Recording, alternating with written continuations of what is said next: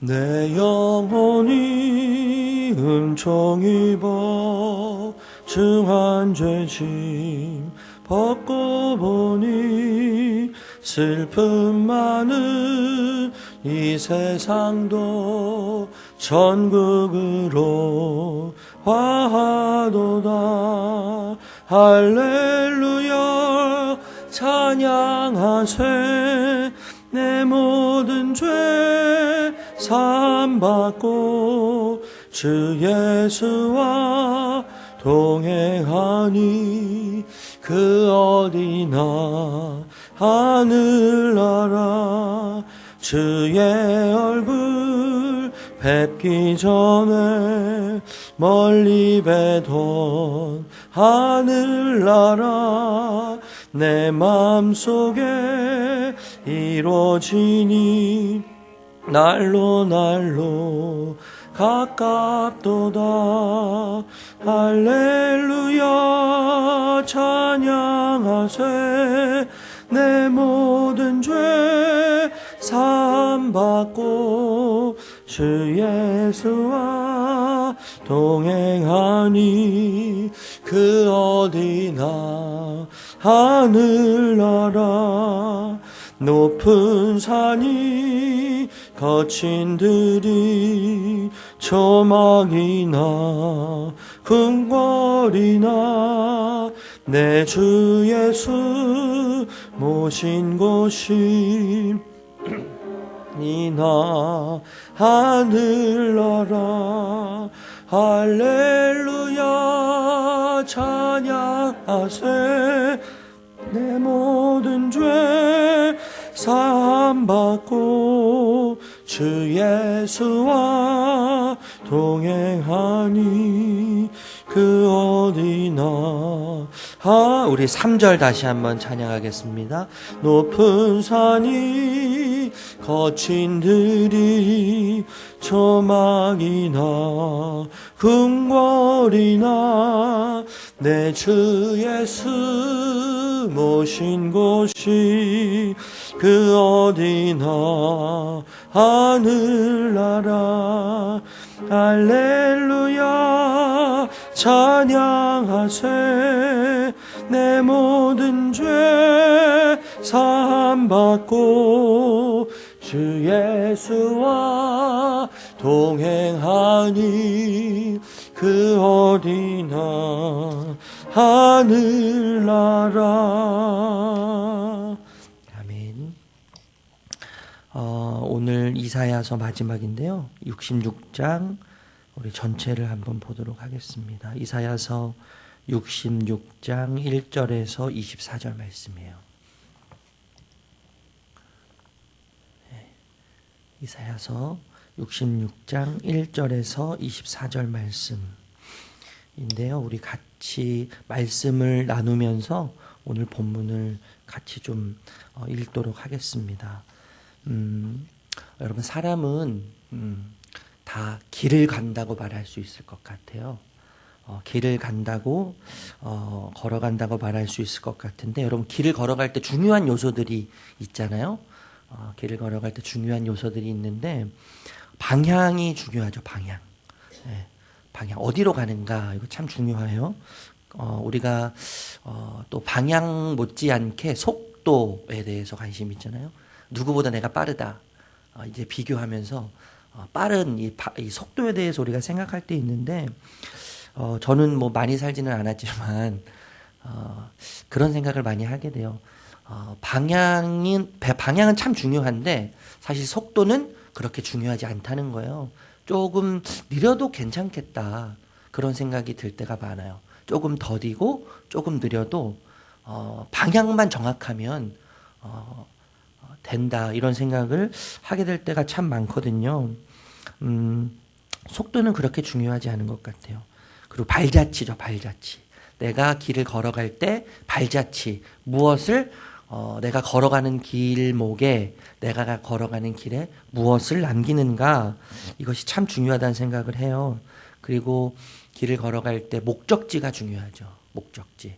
이제 방향과 연결되어 있다고 말씀드릴 수 있을 것 같은데 내가 걸어가는 길의 방향을 제대로 가고 있는가? 그리고 그 방향은 내가 최종적으로 도달해야 할 목적지를 제대로 가르쳐주고 있는가가 굉장히 중요하다는 생각을 하게 됩니다. 오늘 본문은 이 길에 대해서 이야기하는데 두 길을 이야기하는 거예요. 두 가지 길. 그런데 첫 번째 길은 어떤 길이냐 하면 내 말을 듣고 내가 걷는 길이에요. 그 길을 자기의 길이라고 했어요. 자기의 길. 내 말을 내가 듣고 내가 걷는 길을 자기의 길이라고 했고, 그리고 하나님의 말씀을 듣고 걷는 길을 하나님이 돌보시는 길이라고 오늘 그렇게 표현했죠. 그런데 여러분, 이 길, 두 가지 길이죠. 이 두 가지 길은 사실 교회 안과 교회 밖에 있는 사람들에게 그들이 걸어가고 있는 교회 안과 교회 밖에 있는 사람들을 비교하고 대조해서 두 가지의 길을 이야기하는 것 같지만 사실 여러분 이 이사야서의 1차적인 독자가 누구예요? 대상이 이스라엘 백성들이거든요. 유대인들이에요. 그러니까 사실 내 말을 듣고 내가 걷고 싶은 길을 걷는 자기의 길을 걷는 자와 그리고 하나님의 음성을 듣고 그 길을 걷는 길, 하나님이 돌보시는 길을 걷는 자들은 교회 안에 있다는 거죠. 네.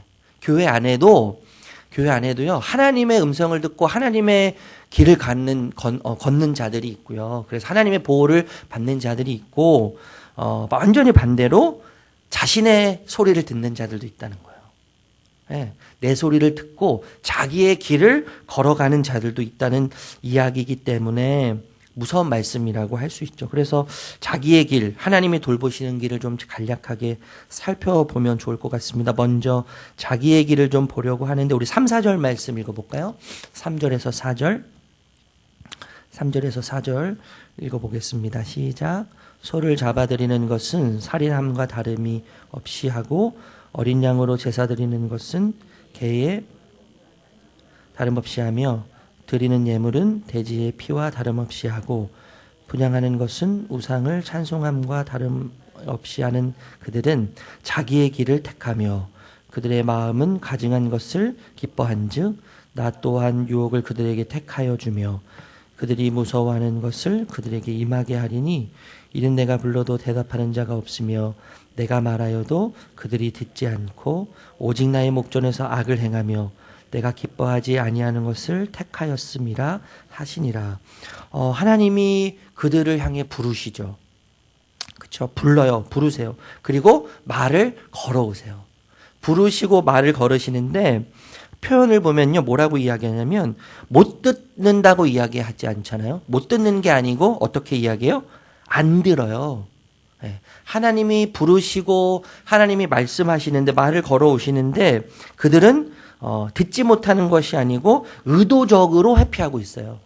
의도적으로 회피하면서 하나님 말 걸어오시는 하나님의 말을 무시함으로 하나님을 무시하고 있는 것이죠. 하나님의 음성을 듣지 못하는 이유는 뭐죠? 그러면 지금 자기 자신의 소리에 귀를 기울이기 때문이에요. 그들의 마음의 소리에 지금 관심을 두고 있고 그들의 마음에서 속삭이는 그 음성이 하나님의 음성보다 훨씬 더 지금 크게 들림으로 자신의 소리를 듣고 거기에 따라 반응을 하는데 문제는 뭐냐면요. 그들의 마음의 상태죠. 그들이 듣고 있는 그들의 마음의 상태가 정말 심각한 문제예요. 부패되어 있다는 거예요. 그것을 가증한 것이다 이렇게 오늘 이제 이야기하는 거예요. 여러분 가증하다는 말을 이제 다른 말로 표현하면 이중성이라고 할 수 있겠죠. 이중성, 위선적 그리고 가식적이라고 말할 수 있을 것 같아요. 예, 가증함이라는 표현을 다른 말로 표현하면 이중적이고 위선적이고 가식적이라고 할 수 있다는 것이죠. 가증한 마음으로부터 듣기 때문에 가증한 일을 선택하게 되어 있는 거예요. 그러니까 여러분 행동은 마음의 거울이에요. 마음의 거울. 그 사람이 하는 행동은 태도인데 그 사람의 태도와 그 사람의 행동은 그 사람의 마음을 반영하는 거죠.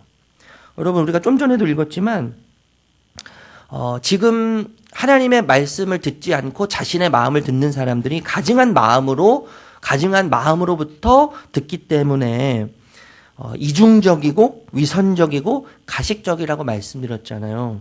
여러분 그들이 하나님을 믿는 척을 다 해요.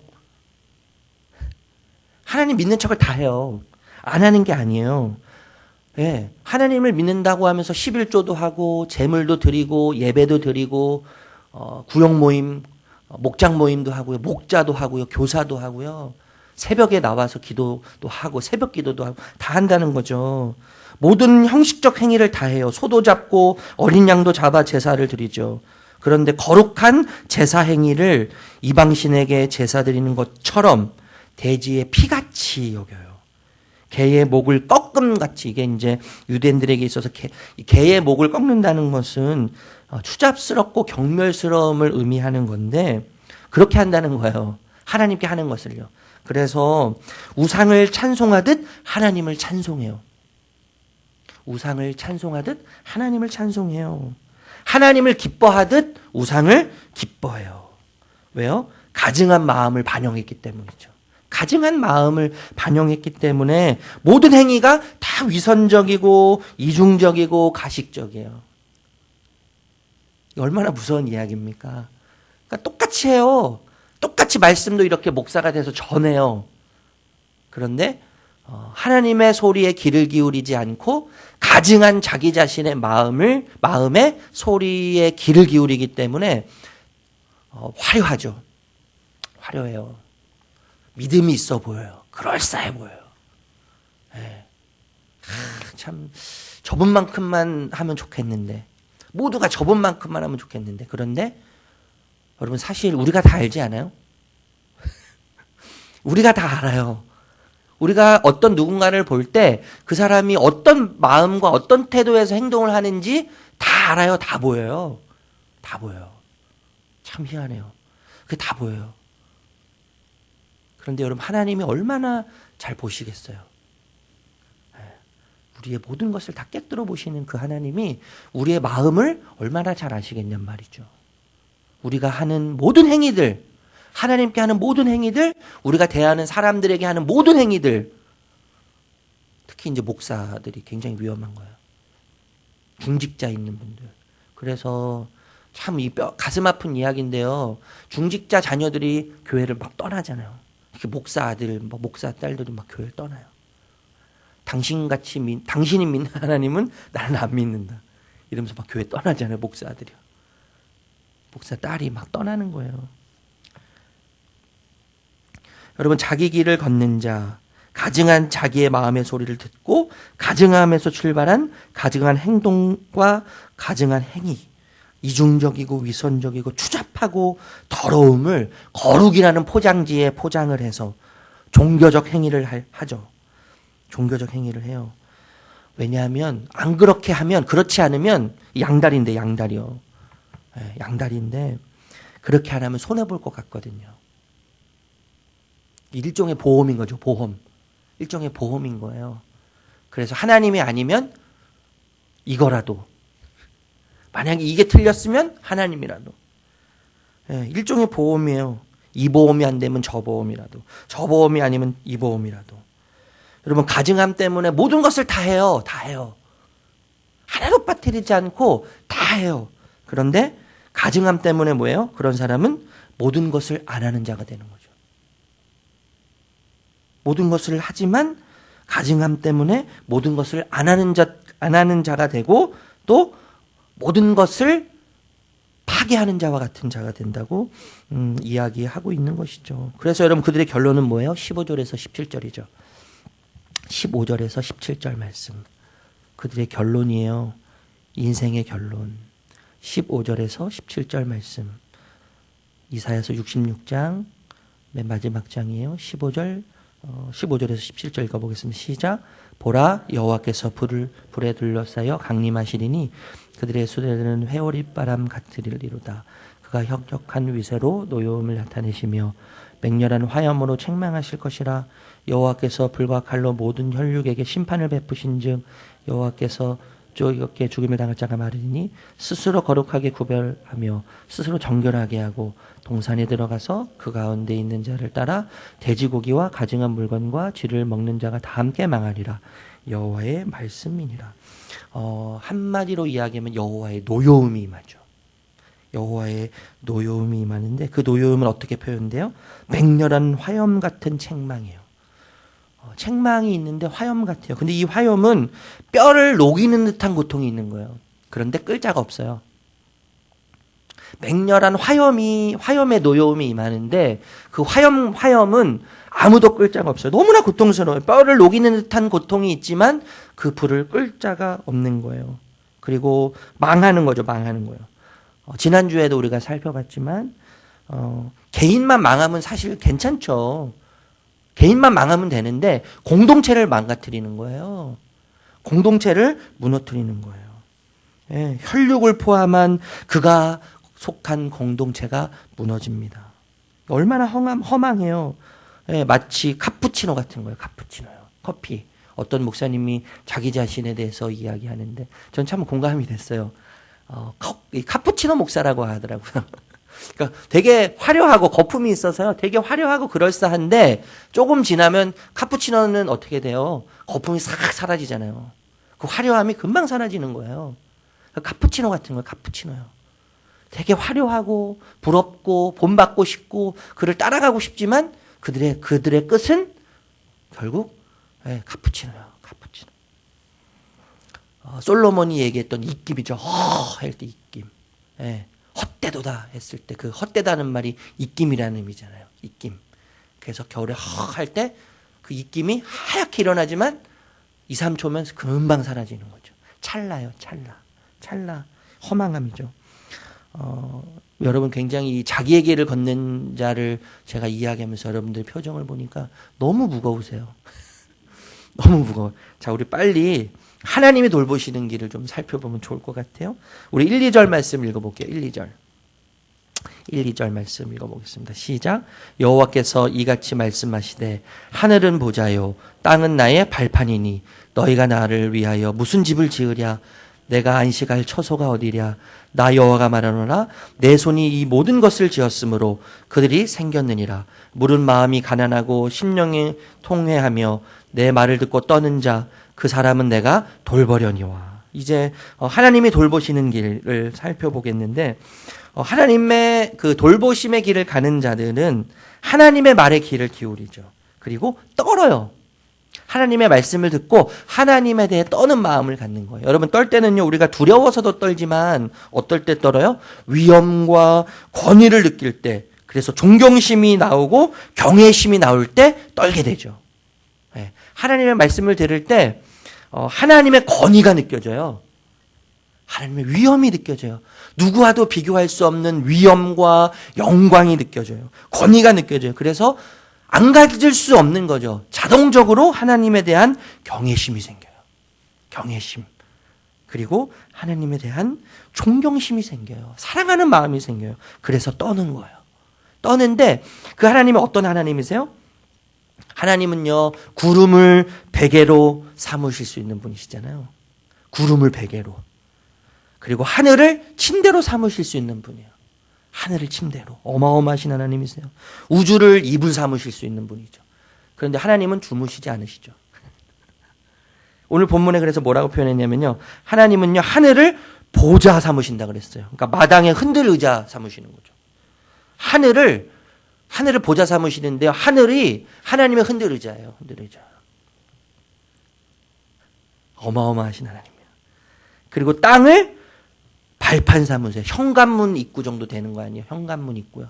이 땅이 하나님이 다니시는 현관문 입구 정도밖에 안 되는 거예요. 우주를 포함해서 존재하는 모든 것을 창조하신 하나님의 손이 의해서 창조된 이 세상의 모든 것이 창조되었죠. 그래서 하나님은 이 모든 것의 주인이세요. 우리가 소유하고 있는 모든 것이 하나님의 것이잖아요. 우리가 늘 그런 고백하잖아요.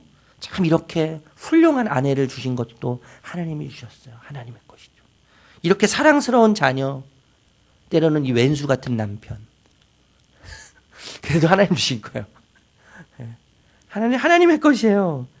여러분 모든 것이 다 하나님께로 왔고 하나님이 원주인이시기 때문에 내가 드리는 모든 것은 사실 내 것이 아니라 하나님의 것이죠. 그러니까 내가 드리는 것도 하나님의 것이에요. 그러니까 내가 드리는 게 아니에요. 내가 드리는 것 같은데 내가 이 새벽에 나와서 기도해서 뭔가를 하나님께 드리는 것 같고요. 물질을 11조를 떼고 감사헌금을 떼고 선교헌금을 떼서 하나님께 내가 드리는 것 같은데 그 모든 것이 하나님께로부터 온 거잖아요. 예, 참 우리 조명한 권사님이 새벽에 오셔서 이렇게 반주하시고 이게 얼마나 참 감사하고 귀하고 아름다우세요. 예. 근데 그 재능도 하나님이 주신 거잖아요. 예. 그러니까 내가 하나님을 위해서 무언가를 하는 것 같은데요. 그 모든 내가 하는 것은 하나님으로부터 온 거거든요. 그러니까 내가 하는 게 아닌 걸 알게 되는 거죠. 야, 이거 내가 하는 게 아니구나. 나를 통해서 하나님 하시는구나. 예. 이것을 그래서 여러분 우리가 하나님을 위해서 대단한 집을 짓는다고 해서 내가 지어드리는 게 아니더라고요. 하나님의 것으로 나는 그냥 사용하는 것뿐이에요. 하나님의 것을요. 그래서 여러분 이것을 아는 자가 뭐예요? 이것을 아는 자가 마음이 가난한 자라는 거죠. 마음이 가난한 자. 오늘 본문에 그런 얘기하는 거잖아요. 이것을 아는 자가 마음이 가난한 자라고 이야기하는 거예요.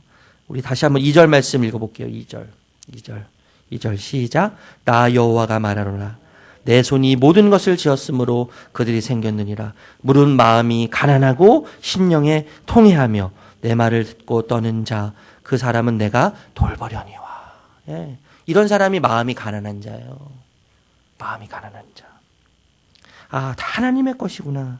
그래서 내가 하는 게 아니라 내가 하는 모든 것, 내가 드리는 모든 것도 결국 하나님의 것이구나.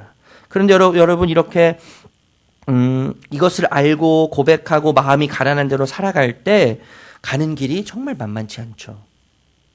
우리가 생각하는 것과 너무나 달라요. 우리가 생각하는 것과 너무나 다른 길이 펼쳐지기 때문에 혼란스러운 거죠.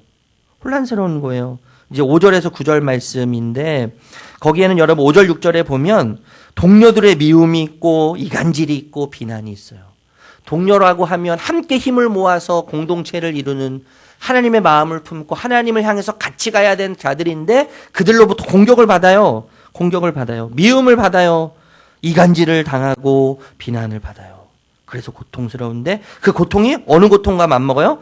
해산하는 고통과 맞먹는다는 거예요. 7절에서 9절 말씀이거든요. 7절에서 9절 말씀인데 해산하는 고통과 같은 아픔이 있는 거예요.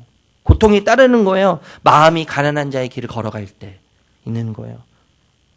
예. 그런데 여러분 해산의 고통에는 두 가지가 공존하잖아요. 두 가지. 첫 번째는 살이 찢어지고 뼈가 꺾이는 듯한 죽음의 고통이죠. 해산할 때요. 다 다 출산해 보셨기 때문에 아실 텐데. 그런데 여러분 그것과 맞먹는 어쩌면 그것보다 훨씬 더 큰 생명을 낳는 생명력의 감격과 영광이 공존을 하는 거잖아요. 이게 뭐예요? 해산의 고통에 담겨져 있는 이 양면성이고 공존하는 두 가지예요. 죽음의 고통과 생명의 감격과 영광. 이것이 이제 공존하는 거예요. 여러분 그런데 죽음의 고통, 살이 찢어지고 뼈가 꺾이는 죽음의 고통과 생명을 낳는 감격과 영광이 공존하는 그 자리가 어떤 자리였어요? 십자가의 자리였어요. 십자가의 자리. 예수님은 살이 찢기고 뼈가 꺾이면서 죽으셨잖아요. 죽음의 고통으로 들어가셨어요. 죽음의 고통으로 들어가시는데 그 속에서 동시에 어떤 영광을 누리셨어요? 우리를 살리시는 영광을 시작하게 하셨잖아요. 그게 십자가의 자리예요. 십자가의 자리. 이게 이제 제사인데 좀 이따 여러분 살펴보겠지만 여러분 해산할 때는요. 두려워요. 무서워요. 잠도 안 와요. 피하고 싶죠. 그런데 여러분 아기가 태어나서 생명과 감격과 영광을 경험하게 되면 처음에 누렸던 두려움과 무서움은 감격과 영광의 무게에 눌리죠. 그래서 그 두려움은 그 무서움은 아무것도 아닌 것이 되는 거예요. 고통스럽지만 영광스러움. 고통스럽지만 감격이 있는. 예. 그래서 우리 10절에서 14절 말씀인데 나중에 한번 읽어보세요. 10절에서 14절. 그래서 뭘 이야기해요? 기쁨과 만족과 풍성함과 즐거움이 무엇보다 크다 이렇게 이야기하죠. 예. 마음이 가난한 자, 하나님께서 보호하시는 자, 자신의 마음의 소리를 듣지 않고 왜곡되고 지금 뒤틀려 있는 자신의 소리를 듣지 않고 하나님의 소리를 듣고 하나님 앞에서 하나님을 두려워하고 경외하고 떠는 자의 길을 가게 될 때 미움이 있고 이간질이 있고 비난이 있고 고통이 있는데 여러분 그 고통을 해산하는 고통과 맞먹는다고 이야기하는 거잖아요. 맞먹어요. 그런데 고통스럽지만 두려움과 무서움을 뛰어넘는 그 무게를 짓누르는 더 무거운 감격과 영광이 있기 때문에 답답하죠. 때로는 답답해요. 미칠 것 같아요.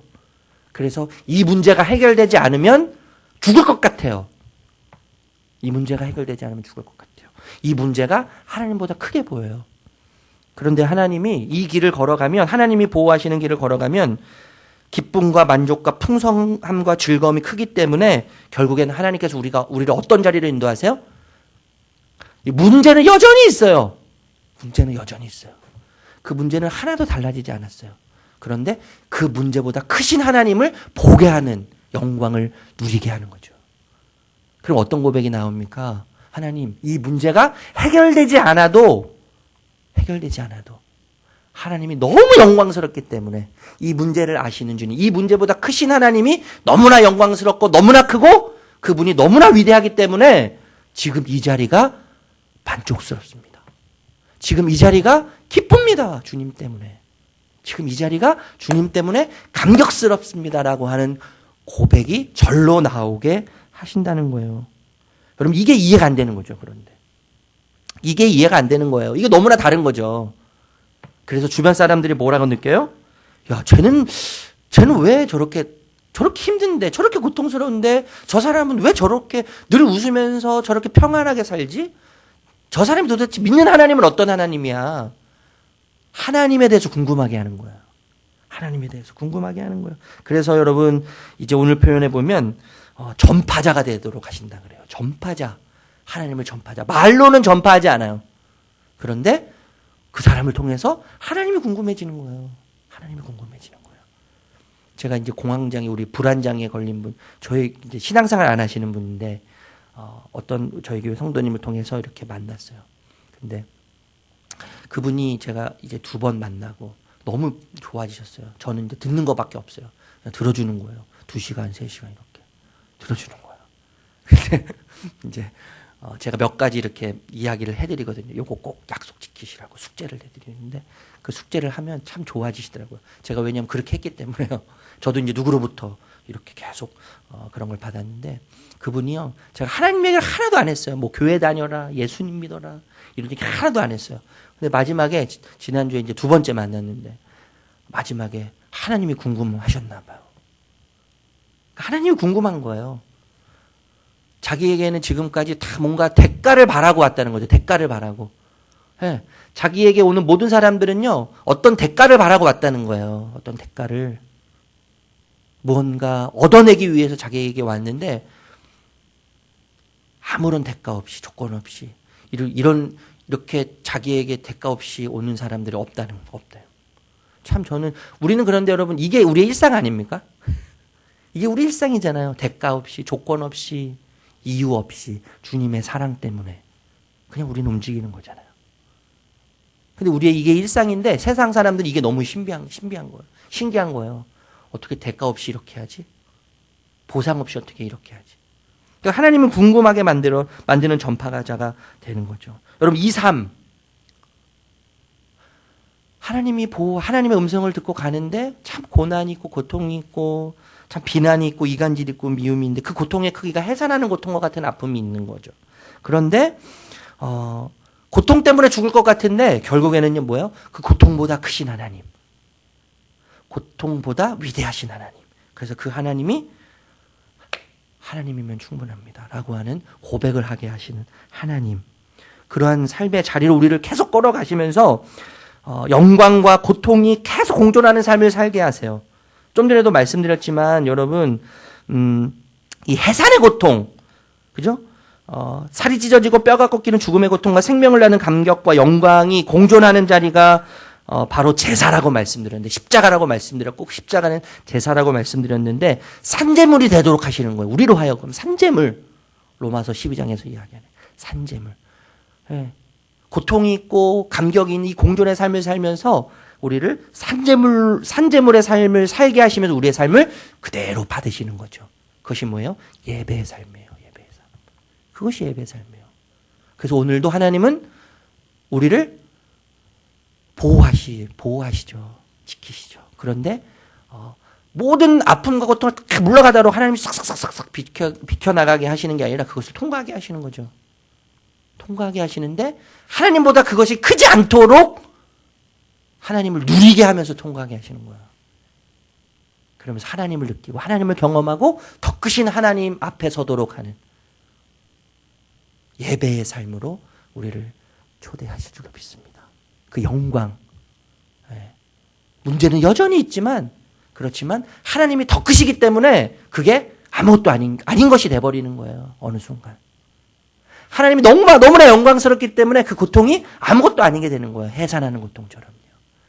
그 은혜 가운데 오늘도 서시는 저와 여러분들이 되시기를 주님의 이름으로 축복합니다. 기도하겠습니다. 하나님, 우리가 어떤 길을 걷고 있는지를 돌아보기 원합니다. 우리가 무엇을 향해 가고 있는지, 우리가 무엇을 남기는지, 또 우리의 목적지가 어디인지, 하나님 다시 한번 말씀을 거울 삼아 주의 음성을 듣는 자로, 주님을 두려워 떠는 자로 서기를 간절히 소망합니다. 하나님, 그 길을 걸어갈 때 해산하는 고통과 맘먹는 아픔이 있지만 그 모든 삶의 여정을 통해서, 길의 여정을 통해서 죽음의 고통을 통과함으로 결국에는 생명을 낳는 감격과 영광을 누리는 은혜를 우리에게 주실 줄 믿습니다. 오늘 하루 우리가 산제물이 되어서 고통 속에서 그것을 압도하고 그것을 짓누르는 무게, 그 감격의 무게, 영광의 무게를 맛보는 하루가 되게 하시고, 오늘도 주님을 그렇게 산제물로 우리를 드리며 또 주님께 허락하신 길을 걸어갈 때 하나님을 궁금해하는 자들이 더 많아지는 은혜를 우리에게 허락하여 주시옵소서. 속도에 신경 쓰지 않게 하시고 오직 방향과 또 우리의 목적지와 우리가 무엇을 남기는지에 관심을 두며 주의 음성에 귀를 기울이는 오늘 하루가 되도록 은혜를 허락하여 주시옵소서. 예수님의 이름으로 기도합니다. 아멘. 하늘에 계신 우리 아버지여, 이름이 거룩히 여김을 받으시오며 나라에 임하옵시며 뜻이 하늘에서 이룬 것 같이 땅에서도 이루어지이다. 오늘날 우리에게 일용할 양식을 주옵시고 우리가 우리에게 죄 지은 자를 사하여 준 것 같이 우리 죄를 사하여 주옵시고 우리를 시험에 들게 하지 마옵시고 다만 악에서 구하옵소서. 대개 나라와 건세와 영광이 아버지께 영원히 있사옵나이다. 아멘.